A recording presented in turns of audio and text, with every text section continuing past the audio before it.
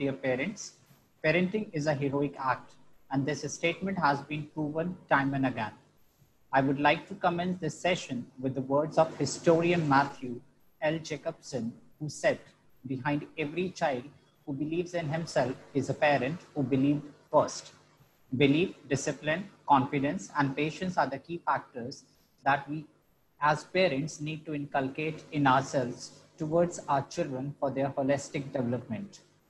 Children have not been able to attend school for a long time, have not been able to step out of the houses, unable to do physical activities outdoor due to the fear of catching of virus, which makes them feel disheartened and consequently puts a lot of pressure on their tender hearts and mind. This pandemic, of course, has put an adverse effect on the social and emotional well-being of most of the human beings, as it is a long period, one of its kind, which no one of us has ever experienced earlier and thought of. Living alone and not socializing at all is not a cup of each human being.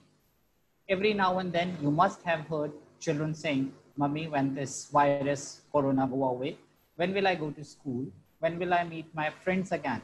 These are just a few questions that we face, but the journey of the childhood is interspersed with many such questions that come across as a dilemma, a query, or an emotional turmoil. So to address these concerns and try to gain some answers, I welcome you all to the webinar on the topic emotional well-being, importance of online attending classes, parenting in times of Corona, and future of education, schooling in the new normal. I feel honored to introduce our esteemed resource person of the day, Ms. Neha Wahi, who is a renowned psychologist, career guidance expert, and a parent coach. She is the Associate Vice President with Career Launcher Educate Limited. She is a popular name among children and young adults when it comes to a career guidance expert and a parent coach. With a background in psychology and a keen interest in people and processes, she is a certified behavioral trainer with a specialization in soft skills. Neha facilitates training for schools and corporate houses.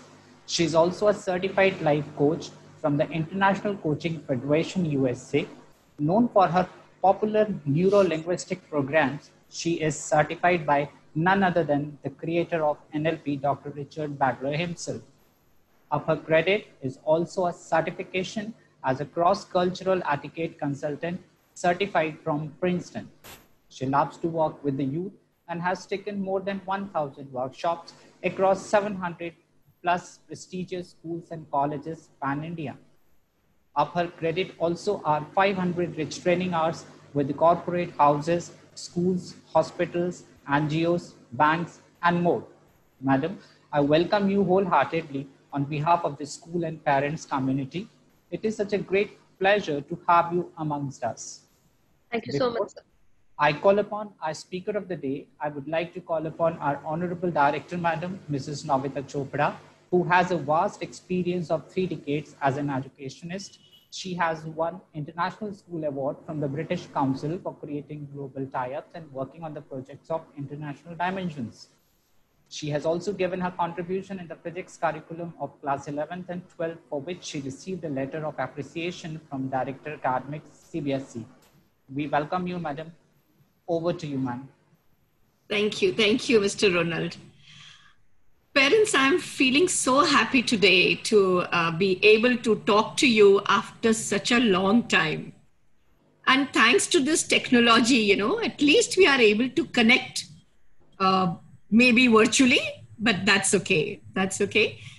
So today, I just want to emphasize on one fact, which says that you can learn only when you are well. And wellness is both physical and emotional.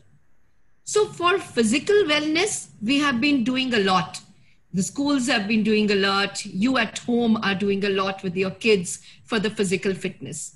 But unfortunately, the emotional fitness or emotional well-being is, not given that importance.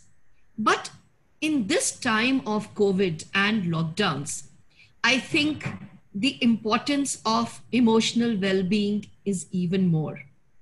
Lakhs of students are waiting anxiously. When will their schools reopen for the new session physically? So many students of 10th and 12th class, they are waiting for their board results. 12th class students are also waiting for their all important, IITs and NEETs for which they have been preparing for so long. So imagine the amount of anxiety, the amount of stress, the uncertainty they are feeling. My request to the parents would be that it is only us, educators and parents who can do something about it. It is only we people who can take this debate of emotional disturbances and depressions off the social media and right into our classrooms and our homes, real time. What we have to do is that we have to give some time, some specified time to our kids where we are not judgmental, where they can talk to us, they can share their feelings, their thoughts about themselves, about their peer, about the family, about the society, where they can differentiate between a negative emotion and a positive emotion. This will not only improve their confidence, but also their self-esteem and their problem-solving skills. Presently, I just want, before Madam Neha takes up, of course, with the permission of Neha, I would just like to have 2 minutes more, and I want to narrate a true incident of a student, which I think everybody will relate to. This is an incident of a student born in 1994 in a well-to-do family, and he was right from the beginning a very bright child. By the time he was in class 2, his skills of computers were all well known.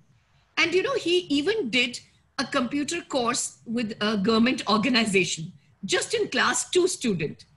And, by the time he came into the senior classes, all the talk of the teachers, of the family, of the friends was always that he is that IIT material, and he is going to do very well. So, and the family was also full of engineers. His elder sister, she did her engineering and was working on a MNC with a fat package. His first 2 cousins were also engineers and they were working settled in US. Father working in IBM. So the stage was all set for him. So in year 2012, he was supposed to appear for his IIT exam. And the day of the exam, he went to the examination hall. And there, he fainted. He just fainted. He could not do his paper at all. He was taken to a doctor. Some tests were done. Nothing wrong with him physically. And at this moment, parents, let me tell you that I'm not talking about any other child, but I'm talking about my own son. Yeah. So I had this experience of working for 30 years for the students. So I just knew that this is nothing physical. This is all his emotions, because he is a child who was not very talkative. And so, all the feelings were pent up. He has taken upon himself of all the anxiety, all the pressure of performance, the expectancy by the teachers, the siblings doing so well. So I gave him long sessions. I sat with him. I talked to him. I told him, IIT is not important. IIT is not a ticket to happiness. You can still be a very successful and a very happy person even if you don't do IIT. So it doesn't matter.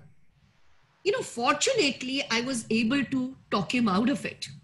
And just after a month of his exams, it was the Delhi University Engineering College exam, and he appeared in that exam. He cleared it. He, cleared his engineering, all well. He is presently working in a MNC, and just recently he was sent to Sweden for his coding skills. So, why I narrated this incident is because sometimes we parents or educators, we feel that these emotional disturbances happen only to the students, probably who are not able to do well in academics. They are afraid of the papers and that is why they do such things. No, it can happen to anyone, and it can happen to the sharpest of the minds. What we can really do, the choice is with us.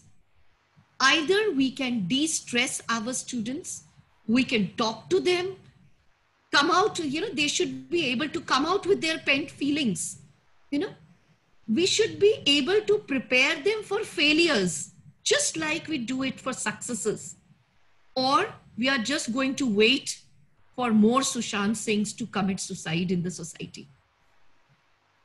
So on this, very hopeful note, I would invite Neha, because she is the expert and she is only going to tell us how to do parenting in this time of lockdowns.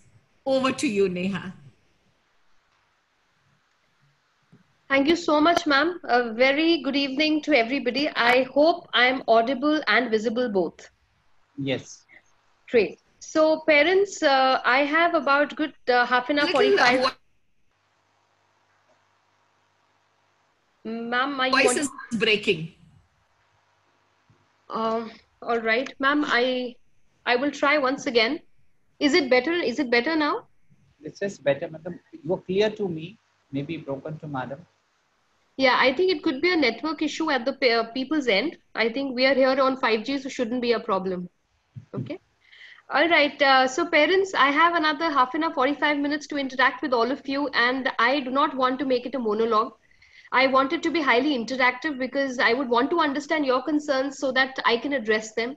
I've already been very humbly introduced by Principal Sir, and it's very, very humbling. Thank you very much, sir. But that is not the reason I qualify to be here. I must tell you how I qualify to be here. I qualify because I am a parent. So I am totally your community, and I know the pains and I know the concerns and I know the troubles that are happening, especially with teens right now in the houses. At the same time, I work as a parent and a teacher coach as well. I work a lot with educators and edu leaders. So I understand the different perspectives that are happening, and I'd be happy to share that with you because I think as the ecosystem, the school ecosystem, the education ecosystem, it becomes very important that we, understand each other's pain points as well. So I think it is an indication that the school has today kept the session. It is an indication that it is concerned, and not just about its students, but about the parent community. There have been several calls that have been exchanged between ma'am and sir and me, and a lot of conversations that we've had to understand the kind of concerns that you have. So parents, the good news is that you're not alone in this. I think worldwide, all parents are experiencing this. So this is the good news because, at least as Indians, we believe, or mostly I should have actually said as human beings, we believe if everybody is going through it, then it is okay. And then everybody will sail out of it together. So that is the good news here. And there are only good newses because when I'm there can't be a bad news because I'm a very positive person, and that brings me where I am. And I'm also a compulsive storyteller for most of you who've known me and have attended my sessions in the past. So there has to be a story that we are going to begin with today. It is something that I really relate to. I give away this story in a lot of webinars because it makes a lot of sense in these times, especially as parents. Okay.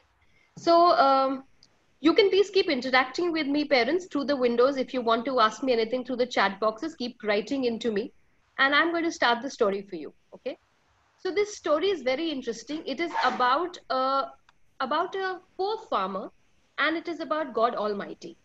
So this poor farmer, as we know, is tilling and sowing the entire day, working extremely hard and trying to raise a great crop.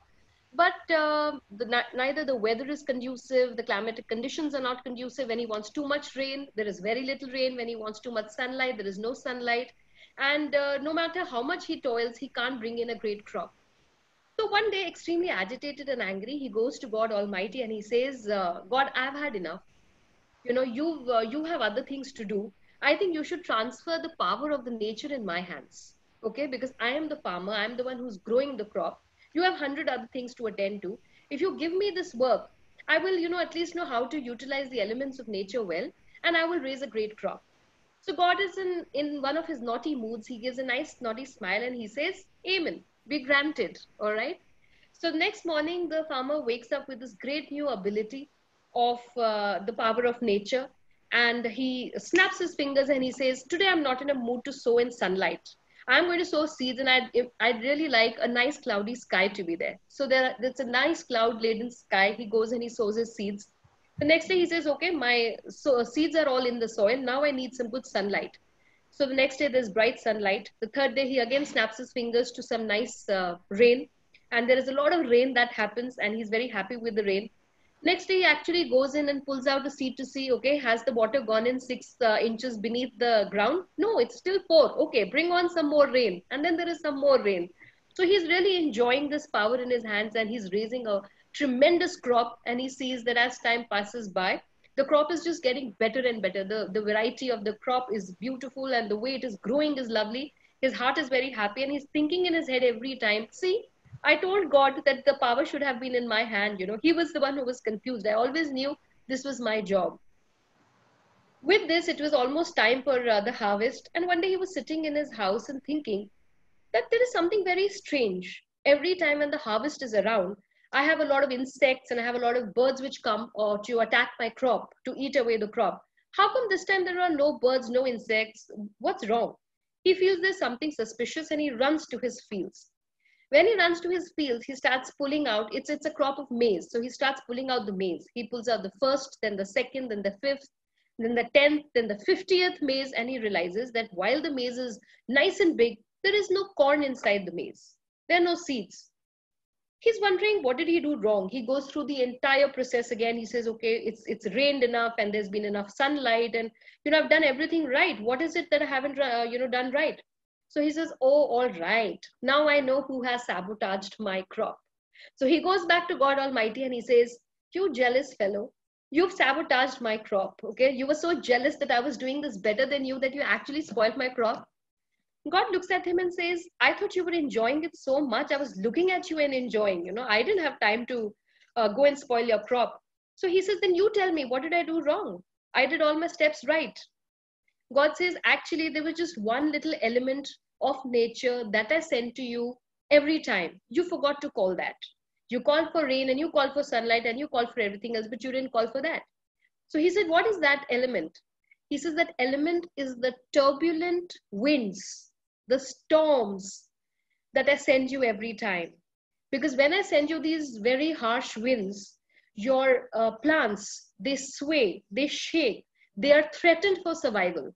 And every time they're threatened for survival, their roots go deeper and deeper inside the soil because they don't want to bend or die or break, right? So when their roots go in deeper, obviously the plant becomes stronger. And when the plant becomes stronger, the seeds become, or the fruit becomes better and riper and stronger, right? So I would like to associate this story with all of us right now. I know we are very concerned parents and we would turn the world around just to, ensure that our children are doing fine. But trust me, these winds have been sent by God with a purpose. And the more your children learn to fight these winds, to resist these winds, to come out strong of these winds, they will be stronger and better, not just as students, but also as individuals. Okay, and this often, reminds me of that story that we've all read in the childhood of the egg, which a child discovers in the garden, and he feels, oh, the baby is struggling to come out. He goes and breaks open the egg so that he can help the baby come out, and the baby can never fly. So parents, I don't want you to unwing, your children. I don't want you to overprotect them or be so worried that you take away the ability of flight or fight, which are both equally important in today's times. Also, I think what needs to change here is the very, we need to alter our perception of parenting. When everything around us has changed, when we are almost changing right in physical body and in mind, when everything that we've done for generations has changed, parenting also needs to be changed. Some norms have to be shifted. And it is about your experience that you pass on to your children. As it is said and studied and followed very religiously, a child will never emulate your actions. He will emulate your feelings. He will emulate your behavior. He will emulate your responses to the things around you. So parents, the first check here is, how are you responding to the new changes? How are you responding to the new normal? If you are waking up every morning and saying, this is the worst that could have happened, you are unrealizingly passing it on to your child. Vis-a-vis a parent who's waking up every morning and saying, this is a brand new opportunity. This is a great opportunity in adversity to do 100 things that we would like to do that we could never do. Parents, it's time to hit the refresh button. Okay, we have to hit the refresh button on parenting. I'm sure so many of us, including me, are introspecting each day, have been introspecting for a very long time to realize that there were so many better ways that we could have parented our child. There were so many different ways that we could have raised the child.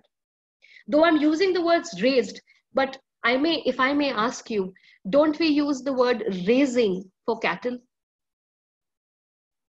Are we victims of what the world has been saying? Are we also doing what everybody is doing, just raising? We have brought in a life. What we can carve is an individual, not a life. There is a difference. And I think it is time to be grateful to our children for giving us an opportunity to be their parents. Because they have come as our spiritual masters.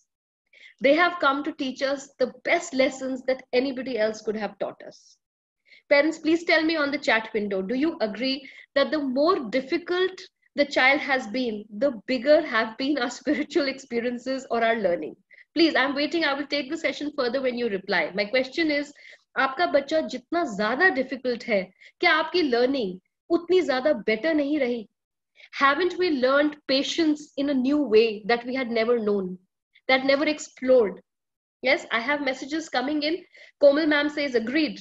Navita ma'am also agrees with me. Manoranjan sir says yes. Right. So great. Yes, that is my point. I think every single day, yes, I see a lot of parents sending in a yes and agreed to me. This is a fact. I think with simple, easy children where we say, get up, sit down, there is no learning for them and there's no learning for us. There's no growth. So at that fact, every single morning, I actually thank God for giving me a tough kid. I have a tough kid. And I think I chose this career because of her. I wouldn't reach this place in my life had she been an easy child. My child had ADHD symptoms when she was a tiny baby. She needed occupational therapy. There were a lot of therapies that we were doing with my child. And touch wood, today my child is one of the most brilliant in the class. We don't need any therapy. And this has come about from the realization of what does that word attention deficit mean? Attention deficit is equal to lack of involvement. Today, we are actively talking about, ma'am, so much of screen time. Ma'am, they watch TV the entire day. They're not leaving their gadgets. They don't listen to us. They become so stubborn. My only question goes back to you again. Have you ever thought as parents, asked yourself as parents, why does my child run to gadgets? What is wrong with the atmosphere or the environment inside my house that my child does not want to spend that time with me, but want to spend it with the gadget? Is it my inability to engage my child productively, to give him a good laugh, to play some constructive games that engage his mind, body, and soul? Am I not making him feel enough appreciated? Is there too much burdening of questions and expectations? Parents, what do you want your child to be? You want your child to be what you want him to be, or you want your child to be a good human and a successful person in life? Please answer me. I will take the session on as you keep interacting with me. I'd really like to know. More options available on the gadgets, said Deepak sir. Okay. All right, please go on. I'm reading. Yes, parents, I must know your concern. It's what she wants is important to me. Exactly, Vikasji, I agree with you there. What else? Lack of time with parent and more options available at the gadget. Yes. But I would go back to Deepak, so I'd go back to you. And you said that there are lack of options with parents and more on the gadgets. I'd really like to understand that in our times when there were no gadgets, where was this lack? This lack has been created by parents themselves. Over the time, we've been so involved in whatever we've done that we've forgotten to tell our child that those options are available with us. That is why I'm saying Corona or this adversity has given us a chance to tell them all those opportunities lie within us. You know, even within a closed house, within flats, we still have enough space to draw a stapu on the floor and jump along with our kids. We still have enough newspapers and cardboards and old magazines to cut and chop and paste and make things. There is enough to learn from your child. Why are you trying to teach your child the entire day? When are we going to learn from our children? I love it when I become the student and my daughter becomes the teacher. I tell her every day, what are you going to teach me today? And those of you who have just written on the chat window, we want them to be successful and happy people. Somebody's written, we want them to be honest people. Parents, put your hands on your heart and answer this question for me. My question is, are you so sure that you want them to be like you? Every time the expectation of mama ko dekho, mujhko dekho, papa ko dekho, bhaiya ko dekho, didi ko dekho, are you so sure this is exactly who you want to make them? You are so sure that you are 100% a good human? Check. 100% successful? Check. You never lie? Check. Honesty? Check. Perseverance? Check. Resilience? Check. Character? Check. You're all so wonderful that your children should just be like you. If not, why are you giving this continuous message to your children? Also, parents, if sitting in your generation, you're thinking of an opportunity or a career option that your child should pick up, your child should be this, and your child becomes this, that is your failure. You know why? Because in your generation, what you want him to be is far from reality. This is a generation of artificial intelligence, of data sciences, of machine learning, of harpooning, of radio jockeying. There is so much happening that we don't know about. So when we don't know about something, we want our child only to be what we know, which means we're restricting our child. So this time, if converted into research, into a parental-child combination research. All right, Komal ma'am, I'm reading your message and I will come back to that. So the parent says that schools are also creating this kind of an environment. We may not be talking about this institution, but overall it's a generic view. I'd like to cover it. Education has never been about schools. It is our fault because we've made education all about schools. Schools have always been very forthcoming and said 80% is what the child derives from life, and 20% is how we guide the child into life. They are not training child into life. They're training child into education. Life and life skills will always remain your responsibility, our responsibility as parents. And also in these times, when the parent is struggling with how to engage the child constructively in the evenings or in the day, so are the schools. It is the new normal for the school as well. You are at the receiving end, they are at the giving end. I had to come and deliver a lecture today. I have worked upon it. You are only receiving it. Similarly, when a teacher is preparing for a class, she is the one putting in all the hard work. I understand that you may have a lot of issues or concerns when it comes to a child coping with the online classes, with gadget issues, with technology issues. But like I said, these are turbulent winds which are just making your child better, stronger. And then there is a lot of lack of pressure also. There is no pressure. So if you tell your teacher tomorrow that, ma'am, I couldn't attend a session because there was no electricity, what is she going to do? You fail you? What is all the panic about? From 20 chapters, we are testing the chapter on 5 student on 5 chapters now. The school is also understanding that we can't test the child on the entire syllabus because this thing is going very slow. A lot of schools also believe that when we come back to normal school, we may actually have to repeat the entire syllabi. That is also a possibility. So a lot of preparation is happening. But parents, those of you who also are not being able to adapt to these newer times, there is a very important thing that I must get to you. MHRD, or all the educational bodies, CBSE, NTSC, NCSE, whatever is happening here, back here, whatever bodies are working for your children, they have not been preparing for the COVID times. COVID times have come in about 3 or 4 months back to the country. What about a year back or a 6 month back when already the online learning had been set?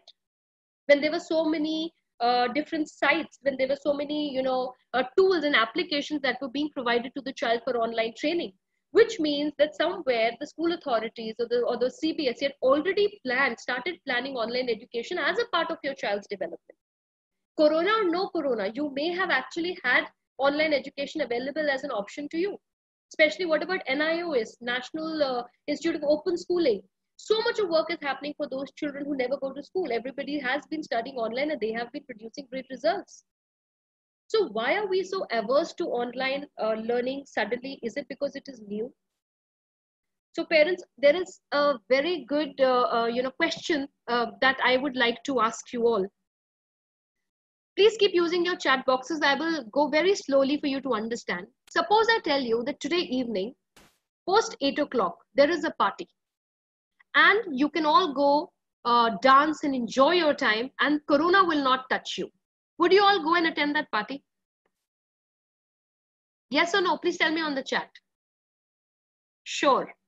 Okay. No. Yes. Yes, if guaranteed. Okay. Yes, I totally guarantee. It will be a great party, but we will not have corona touching us. Okay. Now, in this party, what is going to happen is, this party is going to happen on the 10th floor of a building. Okay. We're going to have good food, good music, everything will be great. And after a very long time, we can set our feet outside the houses without any fear. Okay. We can take our loved ones along. Everybody can go along and we can have a great time. So most of you, as I can read, say yes. Some of you do say that you'd still like to be at home. My second part of the question is, I just tell you that the party, as I said, is after 7 or 8 in the evening. And the only glitch here is that this 10th floor does not have walls. It does not have walls. There's great music, great food, great company. You can dance, you can do whatever, but there are no falls on the 10th floor. It is your responsibility to not trip and fall. Will you still go or you will not go? Or if you go, will you still be very uncomfortable about being there? Please tell me what would you feel? Straight people said no, and that also in capitals. We will not like to go. I'm going to tell you something very important, okay? So please be very mindful of what I'm going to read, chat. No, no, no, will not go. I'm reading your messages. No. Okay, no. So, parents, I'm going to give you something very, very beautiful that will help you in parenting, that will make you less guilty. These walls that we create for our children are exactly like these walls of the 10th floor. Our children hate walls, but they love them within. They revolt and they show you, they resist, then they show you, they hate these walls, but internally they love these walls. The frame of parenting, the rules and the discipline that you set are these invisible walls around your child. Your child feels safe in them. Your child feels that even if I was to move to the edge, my parent has given me a frame from which I can't fall. So don't be fooled if your children resist and revolt and tell you, I won't do it. Try pulling away these walls for one day and you will see how scared your children are. So this frame has to be built by you. Every family, every house is different. You have your own ways of working, your own ways of functioning. Please create those walls. But when those walls are built with the involvement of your child, the resistance is the least. Can we sit down with a pen and a paper and ask our children, how many hours of gadget would you like to use? What is our definition of gadget? I hope you're counting the TV in the gadget. I hope you remember that that phone that you pick up to play, Papa ka, Mama ka, that is also a gadget. When you do your classes, you're still on gadgets. A lot of children nowadays fight and say, when I'm studying and doing my classes, you don't have a problem, but the moment I watch TV, you have a problem. So parents, they're justified. Do you have an answer? I don't. When my little one says this to me, I honestly don't have an answer. So when reality has shifted from offline to online, then obviously 3 hours of gadget viewing will go to 6 hours of gadget viewing. The only thing we have to be mindful about is a couple of things. A, it is a mixture of gadgets. These 5 or 6 hours, the child is not just watching TV. probably is doing a bit of classes, maybe doing a little of gaming, whatever the child wants to do, a little bit of video chatting or conferencing with their friends. So it is a mix and match. Second, it is not a continuous process. There are good breaks that we are providing the child in between. Every 20 to 30 minutes, scientifically also, for the physiology, it is said that the student should take a break, rather the adults should also take a break. You should just try and look away from the screen, maybe blink your eyes for a couple of times so that they're moist enough. Close your eyes if possible. If you're only listening to the teacher, please encourage your children not to keep looking at the screen, right? Yes, as somebody has said, it's the beginning of the digital era. So there is no point worrying. How much will you save your child from this? Online classes will go, something else will come. Your child may like to do something from your Coursera, from Udemy, from Harvard, from Oxford. They may want to log in and do a couple of beautiful courses that the world offers today thanks to Corona. This was not available. How much will you protect? Today we are fighting because it's a second standard or fifth standard or a 10th standard student who is saying meri aankhein kharab ho rahi hai. What happens when somebody like a Harvard says, I give you a free course for 20 hours or for 10 weeks? Will as a parent you still object? So I think parents, let's start, resetting here before we start resetting there. Let's raise ourselves before we raise them. Yes, there are, Manjuji, thank you. There are a lot of guards that are available. There are a lot of screen guards, the lenses that your children can be given. So there are various things that we can make this experience better for them rather than taking away the experience. What will the child do? Secondly, Corona is not flying in the air as much as we may believe it is, as much as we may want to believe it is. It is not flying in the air. So if your child can use masks, can use all precautions, can use sanitizers, your child can be allowed to do some bit of physical activity on the roof, maybe cycle around, maybe do a virtual gym, maybe go for a conversation with a child from a distance. They need human presence. You can't take that away. And for all the parents who've been crying and saying, "हम बच्चों के साथ घर में फंस गए," आप नहीं फंसे, आपके बच्चे आपके साथ फंस गए. Please mercy them. 24/7, they don't need so many adults around, and they don't need everybody to say the same thing to them every 5 minutes. Stop helicopter parenting. This can be dangerous. You are pushing your child to anxiety. You're pushing your child to depression. You are doing that. We are not doing that. And you are saying somebody else is doing that. Right? So please be very careful. And remember, parents, when our expectations match our experience, it is equal to ease. E-A-S-E. I want my child to do this. My child is doing that. He's a wonderful child. I love my child. I'm a great parent. Ease, ease, ease. This is my expectation. My child doesn't do it. This ease is equal to disease. You're causing the disease to him, to yourself.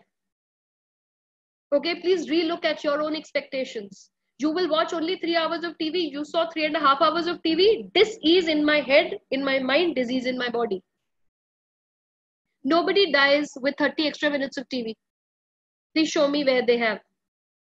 But yes, if we can alter these realities for them and ourselves, if we can ask them instead of compelling and complaining and pushing and trying to control, if we can co-opt than control, please, that is my message. Co-opt, don't control. Please say, do you think that this is getting a little harmful? Can we please taper down your hours? Can we please look at a variety? Can you look at the Animal Planet or the National Geographic, or look at some good riddles and puzzles available for some time rather than just looking at some series? And parents, the ones who are saying that stuck to Amazon Prime and they're looking at Netflix, and we're very worried about the quality of content, that is in your hand as parents. I must tell you this is again, like ma'am narrated a very beautiful, Novita ma'am narrated a very beautiful personal experience. I must tell you, my daughter is completely addicted to these Netflix and Amazon, American series. So as a parent, I was also getting very worried. Is the content age-worthy? I hope there is nothing, over and above the age, inappropriate. How much of is it, fruitful to her? I kept thinking of these things. Recently, she came to me at night and I told her that, what are you gaining? I want to know. I'll not stop you if I understand what are you gaining out of watching all this. She said, Mama, can I please narrate a story to you? I said, go ahead, but I have one condition. You have to narrate the story to me in the American accent, because you've been watching so much of American English. It will not come in English, normal Indian English to me. She went ahead and narrated the entire story in such flawless American accent that if I share a recording with you, you would not believe it is an Indian student. And I just realized that how much of opportunity was hidden. I said, next time you're going to do the same story for me in British accent. Shift to a British series, get a British accent. What am I doing? I'm trying to develop my child as a voice and accent trainer maybe for the future. So you have to identify opportunities. The Delhi school who has built a game on Corona, and the Prime Minister has presented this game. The child has been greatly applauded. What is the game about? The game is about following Corona rules. So if you follow the Corona rules, you go up and above in front in the game. You go upwards. If you don't, you go backwards. There's a penalty. It's a simple game, but created by a student and marketed by a parent. What have you given to your child? You've not given your child a game. You've given your child confidence. You've given your child independence. You've given your child your belief. So there is a lot that we can still do at these times. Okay. So this be upon parenting, this be upon online classes, which are here to stay, and we have to learn to adapt. We have to ensure that the cyber security systems are in place, that our child is viewing content that is appropriate. We have to be involved. As I said, we have to keep coming in and going out when the child is doing classes. That does not mean don't trust your child. Just understand and explain to your child that there is a bad world out there. There are cyber predators who may be waiting to attack. So your child should be very careful about the sites that the child visits. Most of the schools have locked security options, so the child may not be able to see things that the child should not be. Conversing with people that are unknown, unfamiliar should be avoided. There are 3 golden rules that have stayed in the history of time in the physical world and the cyber world, which are absolutely the same. The 3 rules that were given to us parents by our parents. Please tell me in the chat box if you remember the 3 golden rules. Rule number 1, do not talk to strangers. Rule number 2, don't cross the road before looking left and right. Rule number 3, don't accept gifts from strangers. These 3 rules apply to the cyber world today and keep your child safe even today. No talking to people you don't know. No accepting friend requests from people you don't know. Please don't hop on to social media sites which are not age appropriate, right? Do not accept gifts, freebies. I'm sending you something, take an invite, accept an invite, please don't. Open this link and there will be a gift, there will be no gift. You will be hijacked, your computer systems will be hijacked. You need to train your child into all this, okay? I have very little time to finish, and there is something very important that I have to narrate before I go, okay? And this is another story that I'd really like to narrate, parents, to all of you. This is a very special story. And this is a story about Valmiki when he had written his Ramayana. He was very excited. His Ramayana was complete. He was ecstatic. He had done such a brilliant job with his Ramayana. He ran to Narad and he said, Naradji, I am so excited. My Ramayana is complete. And I will be known for this piece of art that I have created. Everybody will call it Valmiki's Ramayana. And I am so excited when it will go out to the world. Narada read the Ramayana and said, I'm sorry, Valmiki, I think somebody else has done a better job than you. He says, somebody's written a better Ramayana than me? Who could it be? He says, it's Hanuman. Very heartbroken, Valmiki rushed to the forest where Hanuman would live. And he went in and he said that, I've heard you've written a Ramayana. He pointed to these beautiful banana leaves, 6 broad banana leaves where Hanuman had written the entire Ramayana. When Valmiki read it, he started crying. He realized that the vocabulary, the grammar, the verses, the meter, nothing was matchable. It was unmatchable. Hanumanji had truly done a beautiful job on it. So Hanuman asked, you're crying because it is so bad? He says, no, I'm crying because it is so beautiful. So he said, but why are you crying if it's beautiful? He says, because nobody's going to remember me for the work I did. The world will know it as Hanuman's Ramayana, not Valmiki's Ramayana. Immediately, Hanuman tore the leaves and ate them up. Valmiki was shocked. He said, you've done such a beautiful work and you've eaten them up. You don't want to show it to the world. You know what Hanuman said? Hanuman said, you have written because you wanted validation from the world. I wrote for my love, my joy, my duty. I salute to all the Hanumans who are my teachers today, my educators, who are working without validation, who are working religiously for their children. Parents, you will be surprised that if I do 10 parent sessions in a week, I do 20 teacher sessions because of burnout issues, because of depression and anxiety issues. Teachers say we don't have a log out time, we only have a login time. Ma'am, while we provide family times to others, we don't have a family time. I don't know when to start, when to finish. I don't know when to prepare notes and when to check. I don't have enough stationery and the printer in my house, I can't go out. Have you realized how difficult it must be for these beautiful people to put in so much effort for our children? I salute you all for working without validation, for working without any name and fame that comes your way. And I'm sorry from my heart because we question you and say that you shouldn't even deserve salaries. I'm extremely sorry, teachers and educators. I represent the other side of the world and I apologize for this kind of treatment, but you deserve a salute. Please relentlessly work for our children because they are in your hands. And the arc of history tells us that in the year 1920, the batch of 1920 had passed into a very horrible pandemic. After a few years, the batch of 1950 graduated to the Vietnamese War. In the year 2001, the batch of 2000 passed out to the Twin Tower incident, 9/11, right? So for us now in 2020, I'm very, very sure that they will pass out now as well in flying colors.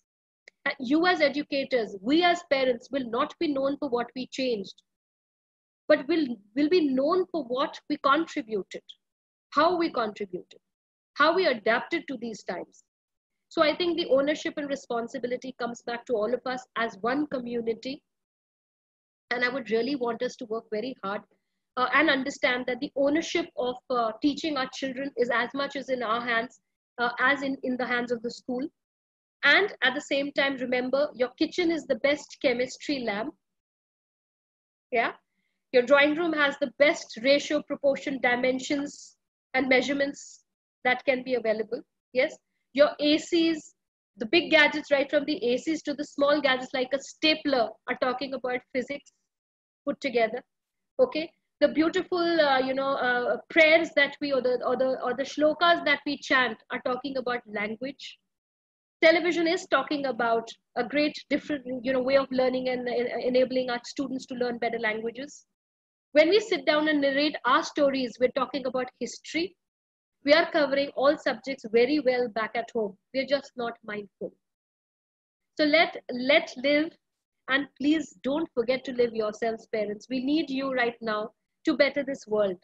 So remove the fears that we additionally carry, unwantingly carry in our minds that will lead us nowhere. I can see some parents are wanting to ask questions. Please go ahead and ask, and I'll request the school management as well to join in replying these questions because some of them may be for you as well. Okay, that's a rather large question. Okay, I'll take a minute to read it.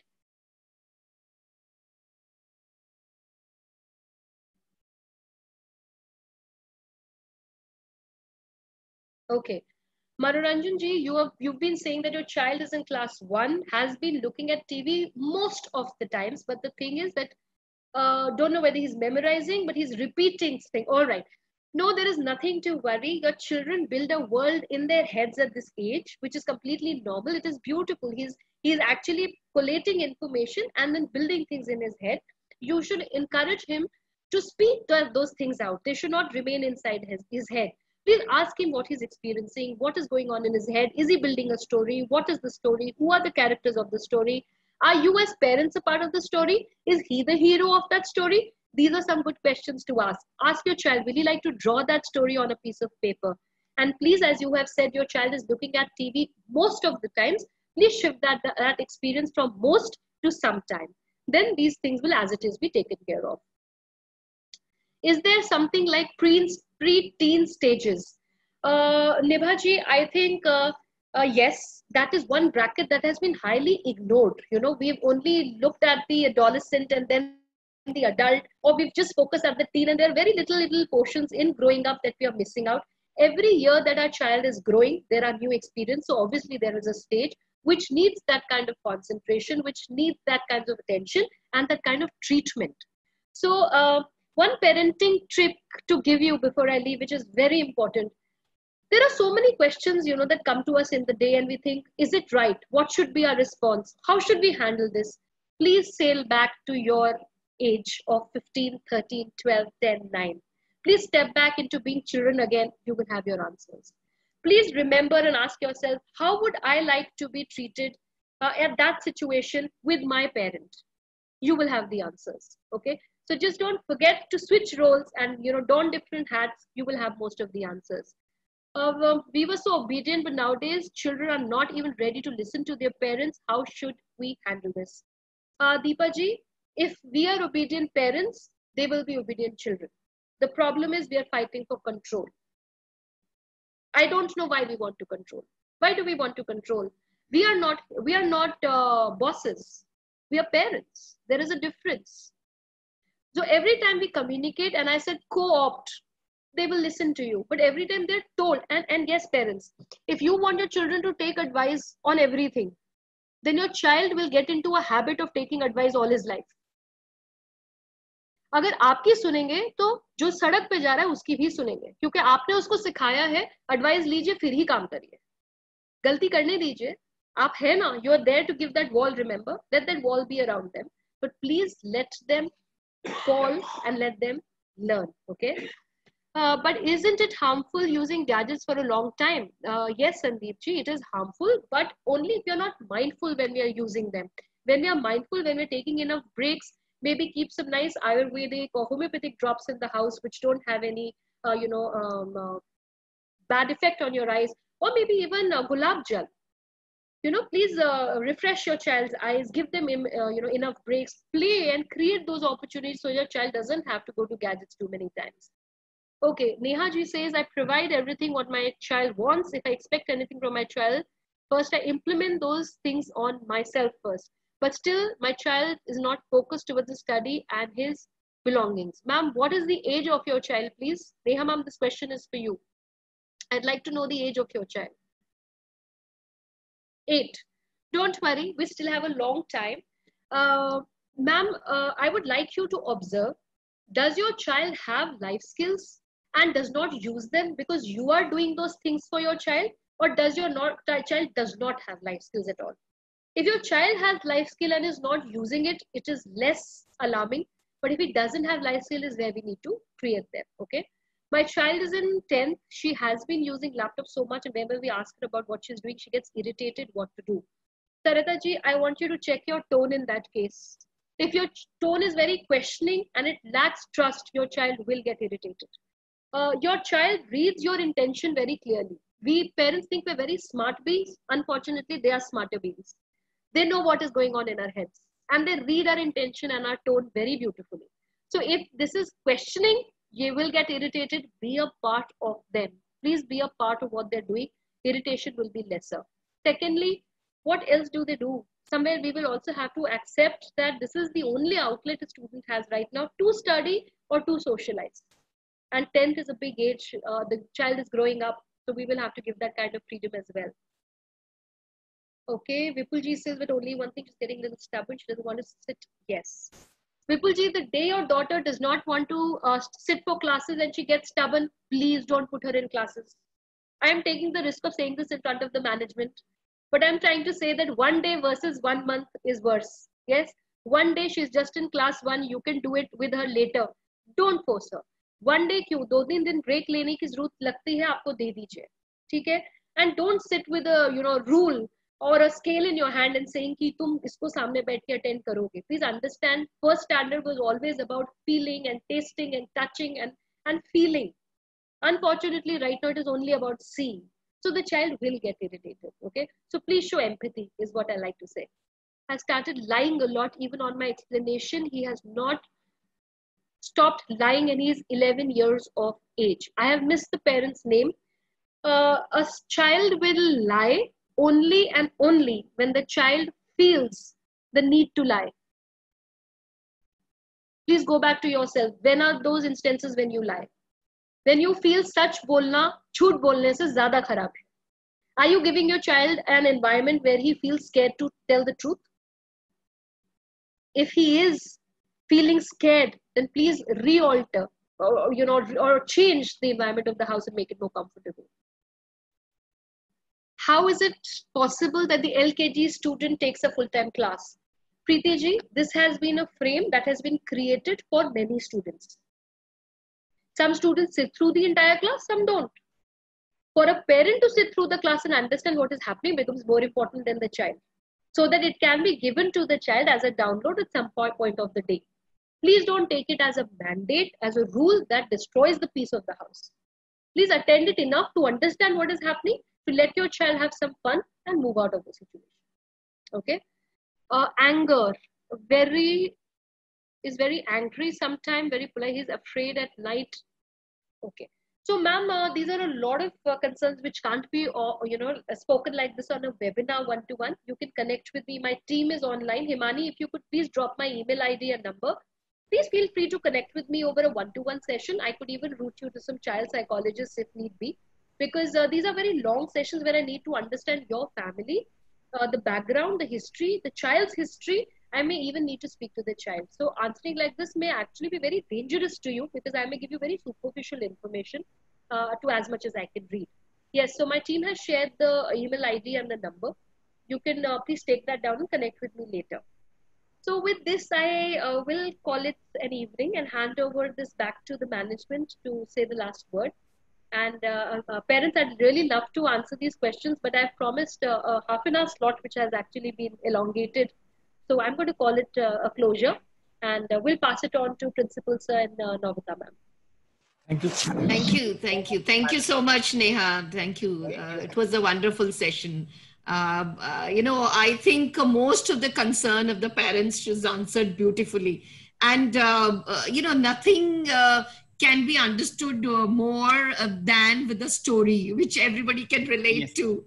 So thank you. Thank you so much. Parents, again, my request would be that take this as an opportunity, not adversity, just like Neha was talking to you. So take it very positively. Think what more we can do for the kids, how we can remove their stress, their anxiety, and how the learning can go on. So, because you never know when the schools are going to open, nobody can answer that question. So please don't stop the learning that they are having. And I'm very sure the kind of effort that my teachers and my principal of the school, they are putting in, the efforts that they are putting in, I mean, hats off. And I am sure that the students are going to learn so many skills, even if they are having the online classes. So thanks, Neha, and over to you, Mr. Ronald. Thank you so much, Neha madam, for this wonderful session. You have very truly said that we are living in the historic time. Okay, in the years to come, the future generation will be taught. There was a Corona time, as we teach the children. There was a time when the Twin Towers were hit. Yeah. So it is really not matter if the child does a little less study or teachers teach a little less. It is more important to engage everybody fruitfully. Okay, mutual health is really very important. Sanity is very important. Parents, students, teachers, they do not get into depression is very important. So keeping everybody together, the entire community together is really very important. So I would like to thank all the parents for having their time spared for this wonderful session, and all the best. Thank you. Thank you, everybody.